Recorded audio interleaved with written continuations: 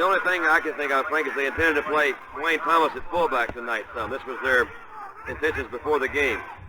So I just assumed then, there he is on his play pass. Wow. Lockhart picks it off. Lockhart returning the interception to the 43-yard line.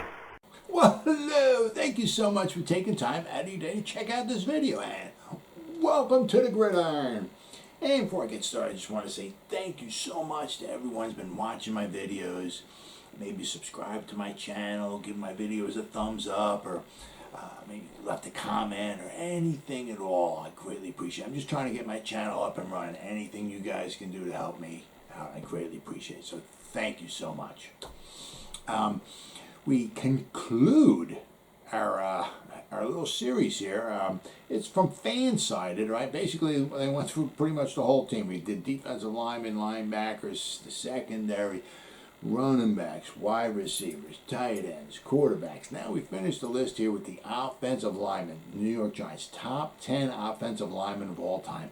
I'll leave a link in the description box, and you can check the story out if you like. But once again, this is very subjective. The Giants, it started in 1925. All right, so this is 2021. We've almost been around for 100 years. The New York Giants, offensive line-wise, are not like littered with Hall of Famers. We got 3 Hall of Famers, all right, but one of them, on this list here. But one of them is more known for his coaching, and if he didn't coach, he wouldn't be a Hall of Famer. He might be on the list, maybe, but he wouldn't be a Hall of Famer. So basically, we have 2 Hall of Famers, offensive linemen throughout. So we're not littered with guys, that have all kinds of All Pros and Pro Bowls and Hall of Famers and all. So a lot of this is very subjective. It's it's the list that they came up with. I'm sure you could find other guys that plug in different spots here and all. A lot of this is kind of like more like, what would you say, when the teams were doing good, when a championship kind of flavor to it. When the teams were doing good, that's when that's kind of like when these you'll notice that that's when these offensive linemen were, when we were championship team. We've had other guys. I got John Hicks. We drafted him number 3 overall out of Ohio State. He was a guard, all right, 1974, okay. He was good enough. He won the NFC Offensive Player of the Year in 1974. Unfortunately, he only played 4 seasons for us. Injuries started catching up to him. Actually, in 1978, we traded him to the Pittsburgh Steelers. And if he could have, he never played for him. He never wanted making the team. But if he could have made the team, if he could have stayed there for 2 years, he would have got himself 2 Super Bowl rings. In 78 and 79, the Steelers won the Super Bowl. So, he was John Hicks was a fantastic guard. He was a 2-time All-American at Ohio State. He was actually, I think, the only offensive lineman to be a runner-up in the Heisman Trophy. He was that good. He did very good with the Giants, but it only was for 4 years. But we were bad, we were bad those years, So you're not going on this list. You're not going to see a lot of maybe somewhat decent guys during bad times. All right, this all has kind of like a championship flavor to it. We start with number 10, guy Len Grant. Okay, played with the Giants from 1930 to 1937. Played for 8 years. He was part of our championship team in 1934. He went to 3 straight championship games. 1933, we lost to the Bears. 34, we beat the Bears. In 1935, we lost to the Detroit Lions. So he went to 3 straight championship games. He was also on the offensive line with Mel Hine, who's a Hall of Famer, who was a center. All right, so we had a very good offensive line back then. Really helped run the football. He was a guard and a tackle. He was a big dude for back then. He was 6'3", 235 pounds. That's a big dude for back then. We're going back, like 90 years ago when he first started. That's a big guy. All right. He was a captain. He went to New York University. he was there for 3 years, from 1927 to 29, and in 1930 he started playing for the Giants. He played in 91 games for the Giants, but sadly, he passed away at the age of 32. He was on a golf course trying to wait out a storm, and he got struck by a bolt of lightning, and he passed away at the age of 32. So sad. If that didn't happen, he probably would have been on the Giants for 1938 when we beat the Packers 23-17. So he might have got himself 2 championship rings, but very, very sad ending to his life. So sad. All right, so we got number 9. A lot of guys might have heard of David Deal. This is what they just, the list that they have, right? He was with us for 2003 to 2013, 2-time Super Bowl champion, right? He where didn't he play? I mean, I think he didn't play center. He played left tackle, right tackle, left guard. He played right guard. He played in all 16 games, 8 of his first 9 seasons. I mean, I was like an Iron Man. I mean, phenomenal. You can always depend upon him, right? So in his first 9 seasons, he played in all, except for one season. He played in every game. Fantastic. He was a 5th rounder. It just goes to show you don't need to be a first rounder, all right, to be a decent football player, to be a decent offensive lineman, all right. And during his tenure, all right, with the Giants, there was 4 different running backs. He helped plow the way for it. Got over 1,000 yards rushing. Tiki Barber, Ahmad Bradshaw, Derek Ward, and Brandon Jacobs, right? So he helped plow the way for our running game and also helped protect Eli Manning, all right? So David Deal, number 9 on this list. Number 8, we're going back in a day a little bit, right? Ray Whitehecker, 1953 to 1962. He's part of the 1956 championship team. He played in 5 championship games. We won 1. We lost 4 of them. 10 seasons. He was at center for the Giants from 53 to 62, and he never missed a game. Absolutely phenomenal. He was a center, and he was a long snapper, and he took his long snapping very seriously. One time at a Pro Bowl, what he would do, he wouldn't look back. A lot of guys like the centers might look back, right, and then look around to see where the guys are at, and they can look back down again, and as they're looking, snap the ball. Well, he would look one time, see where the guy is at, pick his head back up, so he could look at the guys coming to try to block the kick. Then he would snap the ball back. And it said apparently one time in the Pro Bowl, Tommy McDonald, who was a Hall of Fame wide receiver, and a Hall of Fame kicker, Lou Groza of the Browns, right? So they were practicing, and after practice they wanted to get some extra kicks in. I guess Lou Groza wanted to do some more practicing. So Ray Whitehecker, he would be snapping the ball. So he would look one time, and he would say, okay. He'd look, and I said, oh, I got it. Then he would look forward, and he would snap the ball. And he said when he snapped the ball, Tommy McDonald would catch it and put the ball down, and they said they were like going, this guy's not even looking. They were like going crazy. But not only that, but he would snap the ball back. The guy would catch the ball, and the laces were always forward. He said Pat Summerall, all right, was a Giants kicker for 4 years, 58, 59, 16, 61.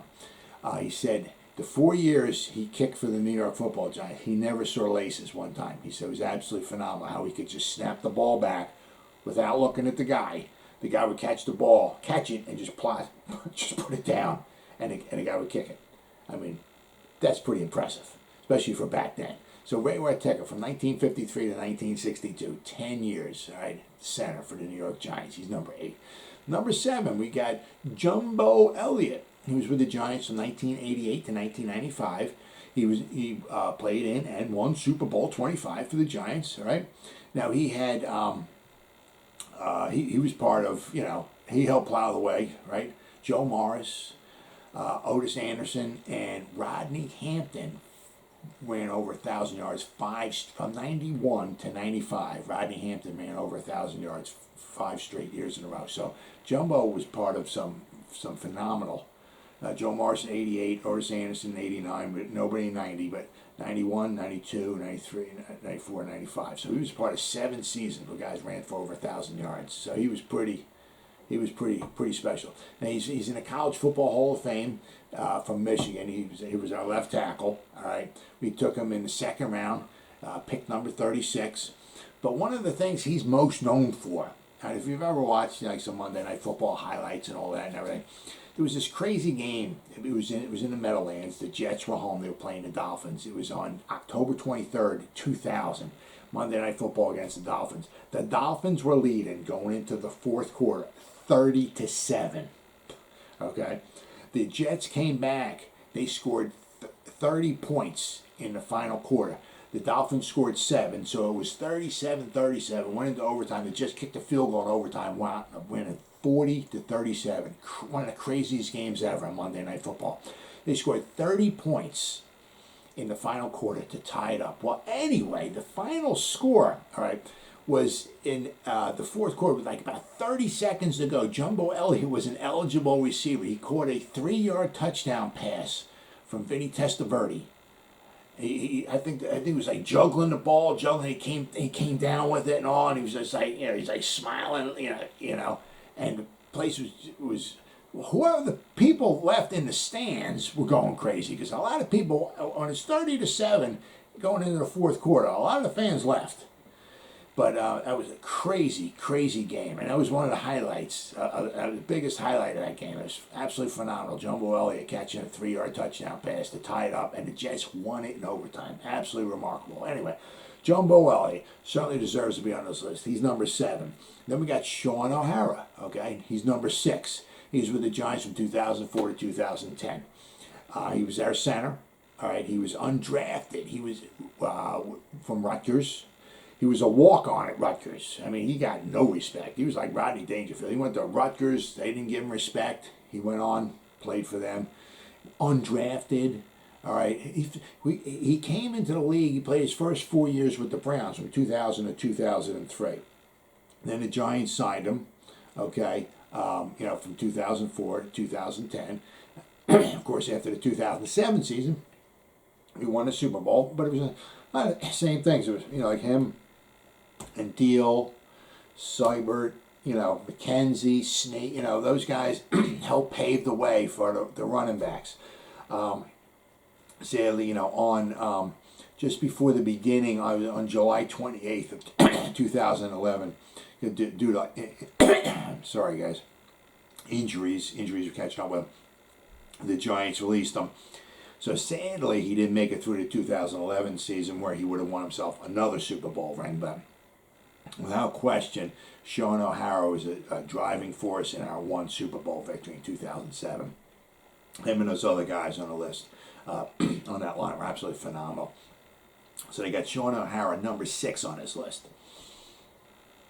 Number 5, okay?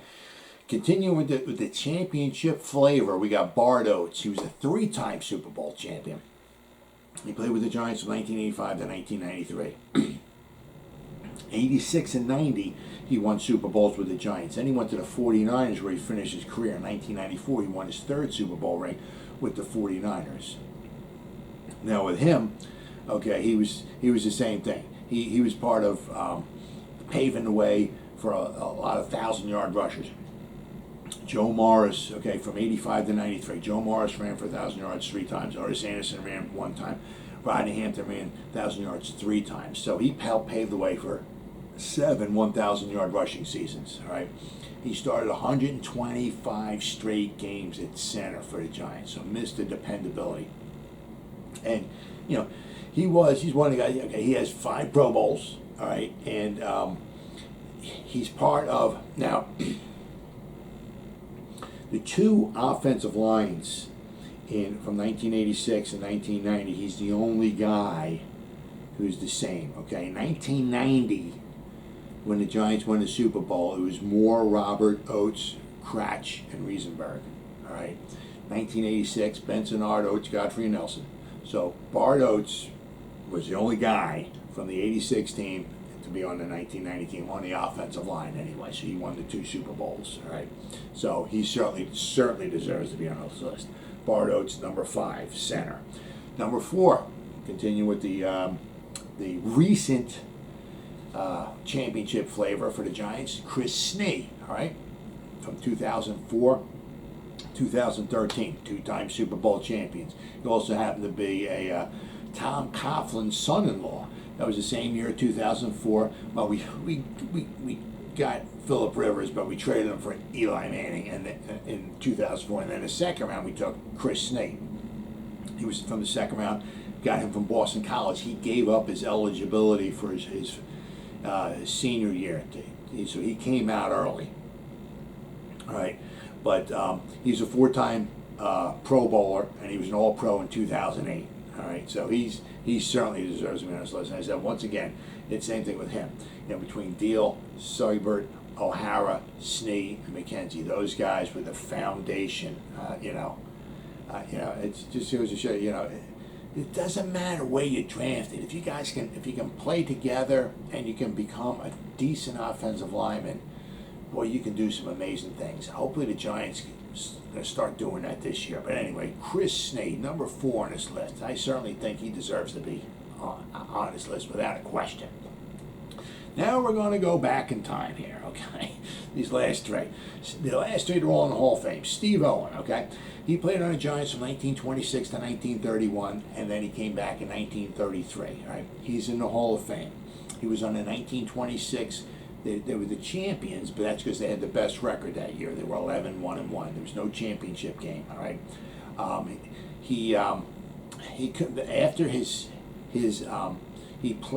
playing career was over, he started becoming like a player coach. I think it was in like 1930, all right?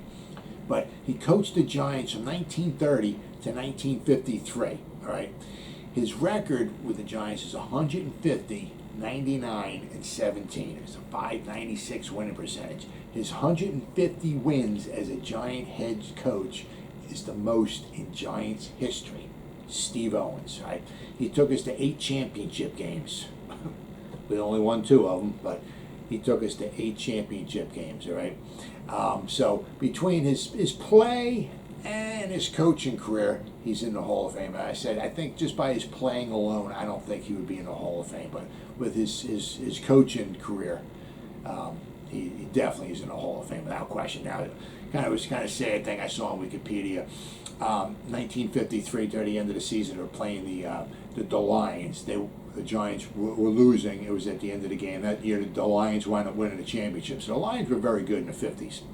But it was very sad because, I guess it was a televised game, and they kind of, toward the end of the game, they were kind of like panning in on Steve Owen, and apparently he was on the sideline, kind of like, I guess, looking out at the action. He was kind of all by himself or whatever like that. And they said there was like tears coming down his face. I guess he kind of knew things were kind of over. And it was a very, very touching moment for him anyway. But Steve Owen, coaching and playing, number 3 on this list, and he's in the Hall of Fame. Then we go to number 2, Mel Hein, okay? He's the only guy on this list who has his number retired by the New York Giants, number 7.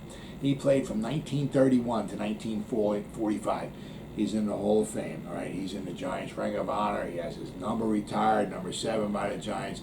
He was a center. He was the league MVP in 1938, all right, as a center. He was part of 2 championship teams, 1934 and 1938. Right? He was an 8-time All-Pro.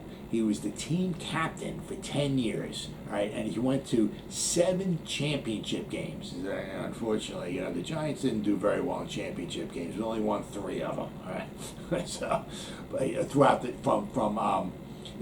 before it became a Super Bowl, so we only won 3. So we lost a lot of championship games. So out of the 7 he went to, we won 2, lost 5. All right, but he was so important. He played both ways. He was a linebacker and he was a center. So he was a phenomenal athlete for the New York Football Giants, and he certainly deserves to be on this list at number 2. Number 1, the greatest offensive lineman of all time for the New York Football Giants, Roosevelt Brown, without question. He's in the Hall of Fame. He played from 1953 to 1965. He played on a 1956 championship team, right? Once again, with him, as with a lot of the Giants, he wound up playing in 6 championship games. We lost 5 of them, All right, we won in 56, but we lost in 58, we lost in 59, we lost in 61, we lost in 62, we lost in 63. But it wasn't because of him, I can tell you that much. He was a 9-time Pro Bowler. He was a 6-time All-Pro. He came to us from Morgan State in the 27th round. He was the 322nd pick overall in the 1953 draft. And without question, he's the greatest draft pick of all time for the Giants. To get someone that good, Hall of Famer, in the 27th round, absolutely phenomenal.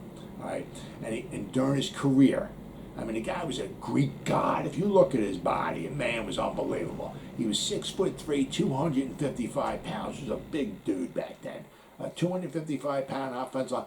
He only missed 4 games. All right, from 53 to 65. He was big, he was fast, and he was strong. And Frank Gifford, the Hall of Famer for the Giants, said that Frank Gifford would not be in the Hall of Fame if it wasn't for Roosevelt Brown. Absolutely phenomenal athlete, and he certainly deserves to be number 1 on this list. Well, as always, guys, thank you so much for taking time out of your day to check out this video. You guys stay safe out there, and go Giants! Woo!